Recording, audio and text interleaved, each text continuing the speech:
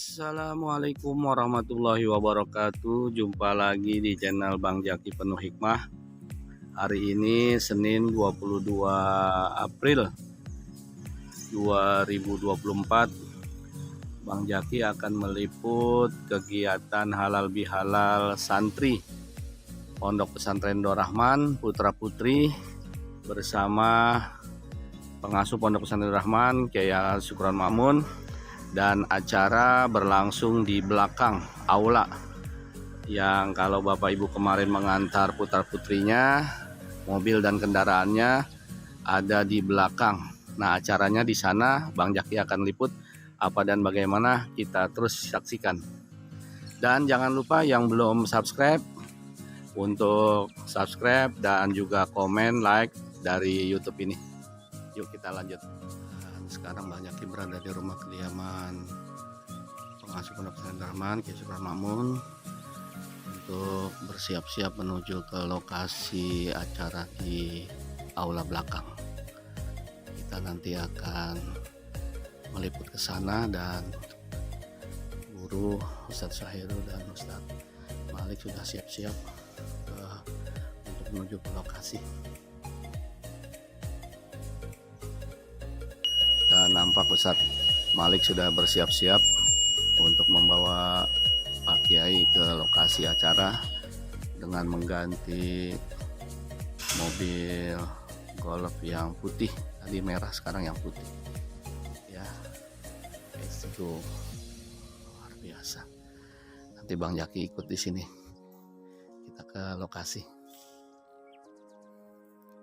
sambil nunggu Pak Kiai keluar dari rumah. Bang Jaki akan mereview nih mobil Golf dulu. Kalau yang mobil merah cukup 4 orang yang Golf merah. Kalau yang putih ini cukup 1, 2, 3, 4, 5, 6. Ada yang di belakang 7, 8. Wah, luas, luar biasa, berkah. Setia menanti kesiapan guru kita. Ya, nampak Pak Kiai sudah bersiap-siap menuju ke lokasi.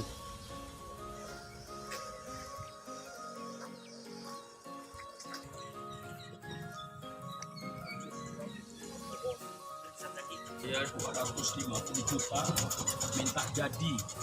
Ya, terima beres gitu. Beres garansi 3 bulan.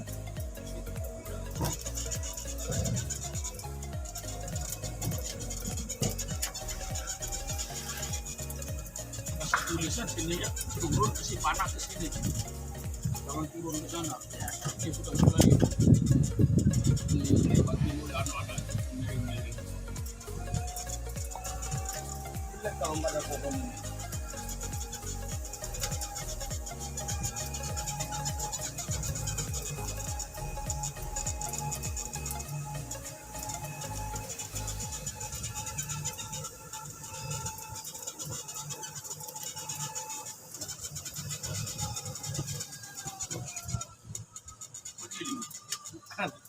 Irfan.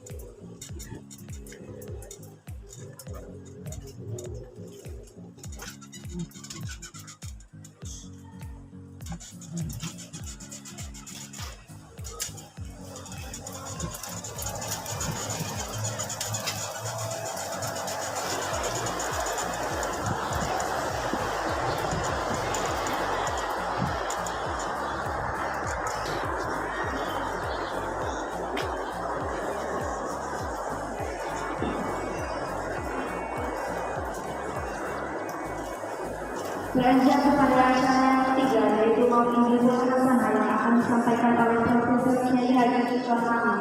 Waktu dan tempat kepada beliau akan dipersilakan.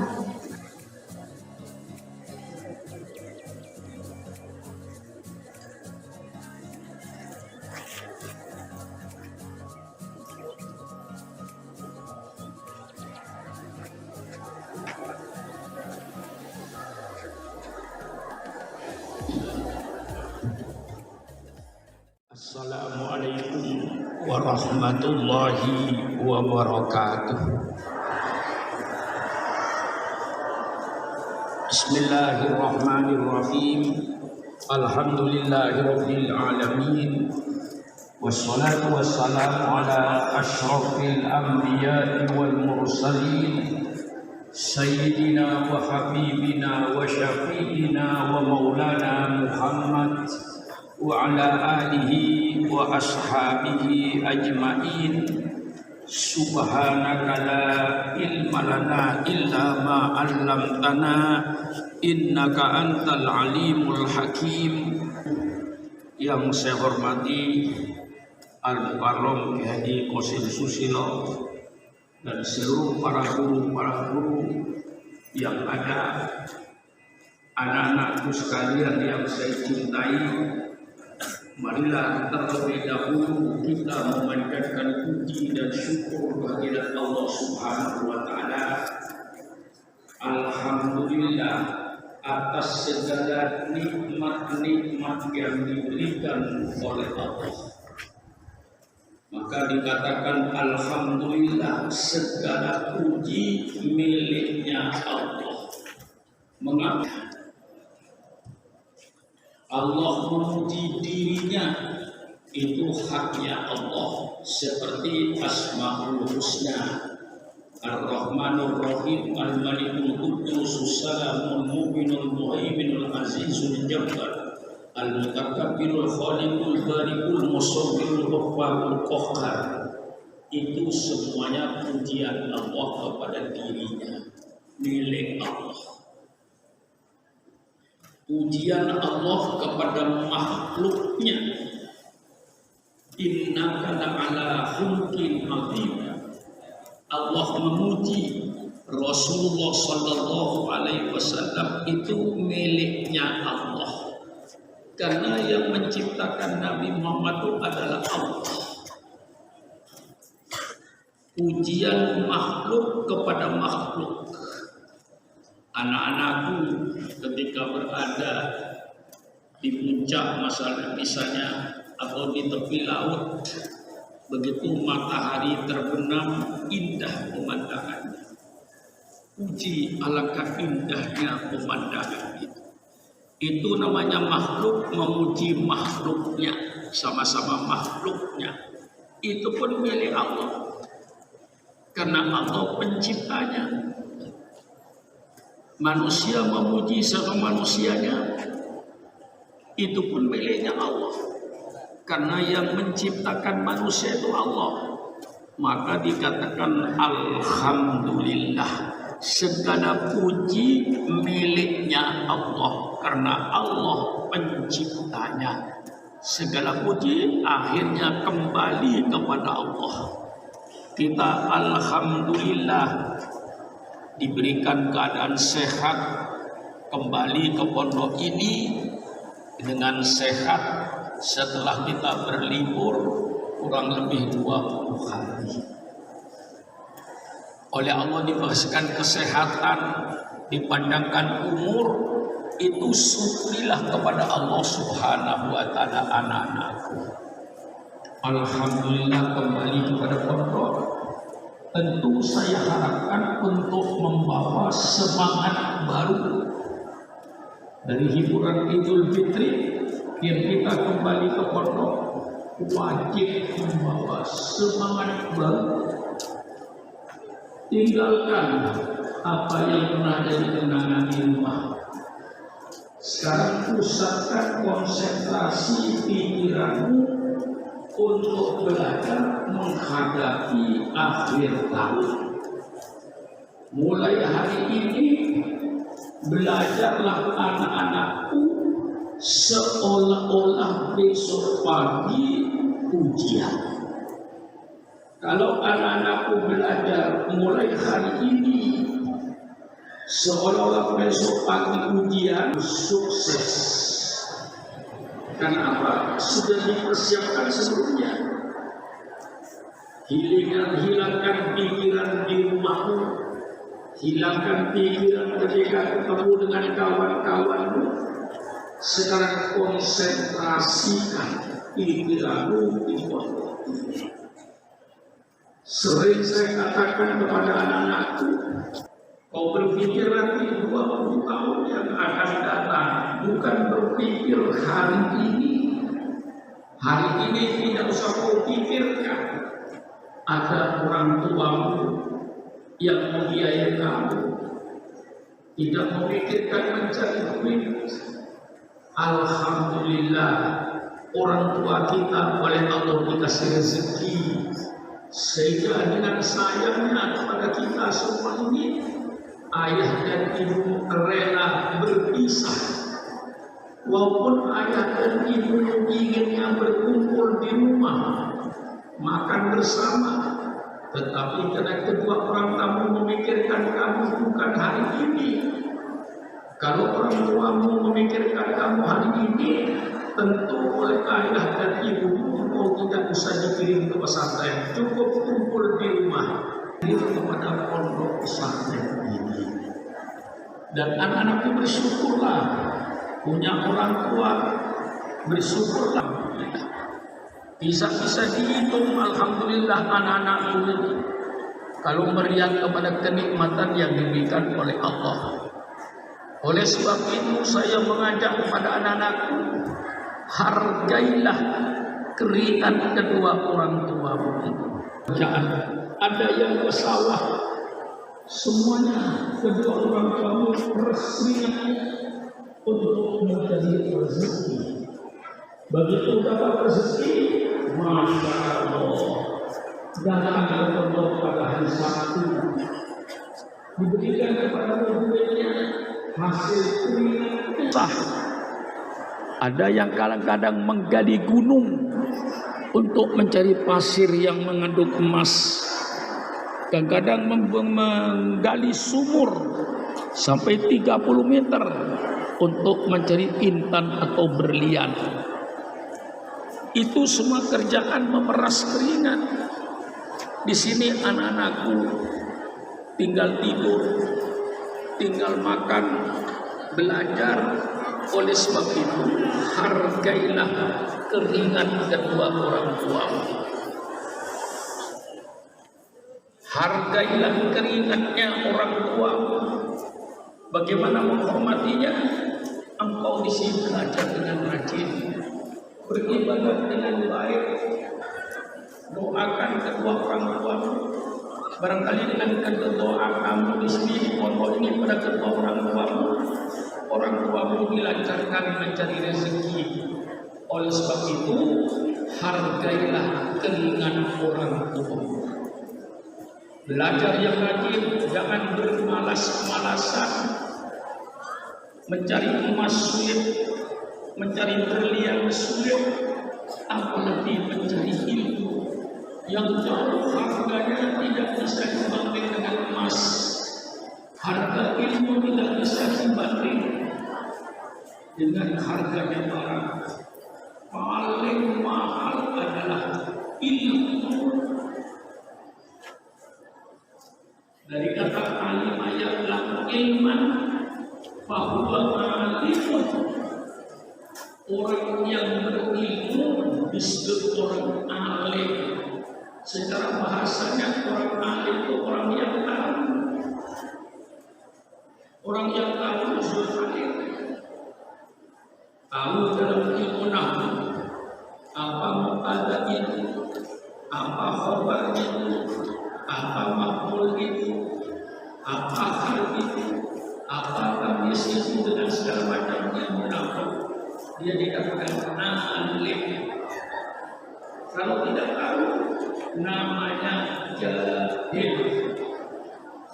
Tahu dalam ilmu fikih bagaimana cara berwudu, bagaimana air yang akan dipakai untuk berwudu, bagaimana sahnya berwudu, bagaimana kalau kita mengeluarkan najis supaya nanti kita sucikan najis itu dengan sesuci-sucinya agar sholatnya sah. Kamu buang air kecil atau buang air besar, tetapi ketika mensucikan tidak suci, maka sholatnya menjadi tidak sah. Tahu tentang hukum-hukum Islam maka engkau disebut orang alim dalam syariat Islam. Engkau tahu di bidang ilmu dunia, kau dikatakan alim. Kalau banyak orang, sungai apa yang terpanjang di dunia, kau jawab sungai Nil yang melintas dari Afrika Tengah dan berakhir di kota Iskandaria. Alim. Mana gunung yang tertinggi di dunia? Kau jawab gunung yang tertinggi di dunia Mount Everest. Di mana letaknya? Di perbatasan India Utara. Tingginya berapa? 8.800 km. Engkau alim. Sebaliknya, kalau tanya mana gunung yang tertinggi di dunia kau tidak tahu, namanya jahil. Ditanya mana ibu kota India, tidak tahu, jahil. Mana ibu kota Inggris, dia jawab Universitas London, alim. Maka kau harus menjadi orang yang alim, orang yang tahu, apalagi alim dalam segala macam ilmu. Kalau alim dalam segala macam ilmu, dalam ilmu tafsir, dalam ilmu hadis, maka dia disebut allamah. Allamah itu orang yang banyak berilmu. Itulah kewajibanmu sekarang di pondok ini. Alhamdulillah, orang tua saya mampu membiayai saya. Alhamdulillah, saya masih muda dan tidak akan muda abadi. Muda abadi tidak ada. Yakinlah suatu saat akan menjadi kakek. Yakinlah pada suatu akan menjadi nenek. Yakinlah kalau kau banyak umur jadi orang dewasa. Di kala itulah kau akan merasakan nikmatnya orang berilmu. Dan kau akan merasakan betapa pahitnya orang yang tidak berilmu. Wa man yadhum tullan ta'allumi sa'atan tajarru'at tullal jahli tullah hayatihi. Kalau kau tidak mau menelan, kau tidak mau merasakan pahitnya, sedihnya, penderitaannya orang-orang yang mencari ilmu, rasakanlah oleh engkau nanti pahitnya kebodohan sepanjang hidupmu. Sepanjang hidupmu akan menderita kalau kau menjadi orang yang bodoh. Adanya tidak dihitung, tidak adanya tidak dicari orang, itu orang bodoh. Ada dengan tidak adanya sama.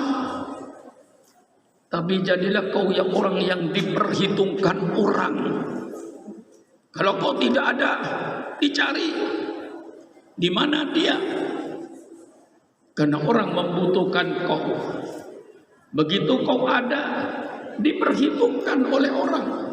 Dan engkau orang yang berilmu. Itulah masa keemasanmu saat inilah. Kalau saya membayangkan masa yang lalu, 60 tahun yang lalu, saya merasakan seandainya 60 tahun yang lalu saya lebih rajin daripada apa yang saya kerjakan, mungkin saya akan lebih dari itu. Tapi menyesal di kemudian tidak ada perlunya. Sehingga sekarang saya menjadi orang yang bodoh, yang akan menderita sepanjang hidupnya. Lantarki al-ayyamul ladzi madat. Tidak akan terulang hari-hari yang sudah kau lewati. Masa-masa ketika saya di pondok pesantren tidak akan terulang lagi, sudah lewat itu. Oleh sebab itu, manfaatkan kesempatan yang baik ini, kesempatan emas ini. Pergunakan dengan sesuatu sebaik-baiknya. Mumpung punya kesempatan, dan kesempatan tidak dua kali. Inilah anak-anakku, saya peringatkan. Sisihkan lengan baju, peras keringatmu, banting tulangmu untuk mencapai ilmu yang kau cita-citakan itu. Setengah tahun itu baru. Setelah setengah tahun tidak ada anak baru. Semuanya sudah menjadi anak lama. Karena apa? Biar anak baru yang setengah tahun, dia akan sudah bisa berbahasa Arab sehari-hari. Disiplinmu, kemauanmu, kesungguhanmu, itu yang akan menentukan keberhasilanmu. Bukan pondok pesantren Darul Rahman, bukan kiainya, bukan guru-gurunya. Guru-gurunya itu sebagai alat saja. Tetapi akan menentukan kamu berhasil atau tidak berhasilnya di pondok ini, kamu sendiri, kesungguhanmu yang akan membuat kamu berhasil. Supaya ilmu agama kamu miliki, kuncinya bahasa Arab. Ilmu pengetahuan umum kau bisa menguasai dengan bahasa Inggris. Kalau ke luar negeri, tentu semua buku-buku pelajaran di SMP, di SMA luar negeri, semuanya itu berbahasa Inggris. Oleh sebab itu, dua bahasa itu mutlak dan bukan baru bagi pondok pesantren Darul Rahman. Maka kunci daripada membuka ilmu itu bahasa. Kunci yang kedua bertanya. Yang membuat kamu tidak betah, tidak kerasan, tidak senang di pondok ini karena kamu bodoh. Kalau anak yang tidak bodoh, mesti paling senang di pondok ini. Nanti buka lagi usul fikih. Begitu dibuka banyak kata-kata yang kamu tidak paham, itu kamu namanya bodoh. Nah, bodoh ini jangan ditumpuk, bodoh ini jangan disimpan, jangan menyimpan bodoh. Bodoh itu segera dihilangkan. Menghilangkan bodoh itu dengan bertanya, itu jelas. Dengan bertanya hilanglah bodoh itu. Jadi kalau engkau orang di depan sebagai guru, saya datang ke daerah Temanggung, di situ banyak petani tembakau. Saya tidak tinggal diam, karena saya bodoh. Saya tanya, bagaimana cara menanam tembakau? Oh begini Pak Kiai, kalau masih kecil dikasih tutup dengan daun. Karena belum tahan dengan panas matahari. Nah, kalau sudah besar kita buang tutupnya. Nah, tembakau ini tidak mau air dari bawah, maunya air dari atas, maka disiram. Tembakau itu saya tanya. Lalu saya tidak bodoh. Bagaimana nanti Pak Kiai, kalau daun itu sudah besar waktu panen, jangan ada hujan.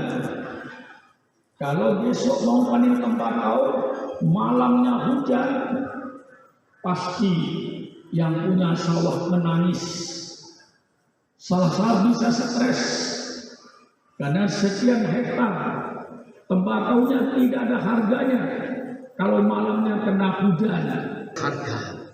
Mengapa saya tahu ilmunya tembakau? Karena saya anggap yang ada di depan saya guru saya. Saya bergaul dengan toko-toko mebel. Kayu jati itu pakai semakin panjang semakin mahal. Kayu jati 2 meter lebih murah dari kayu jati yang 3 meter. Yang paling mahal kayu jati kalau 6 meter sampai 4 meter, 4 meter, 6 meter itu mahal. Karena untuk pembatas rumah di sebelah atas.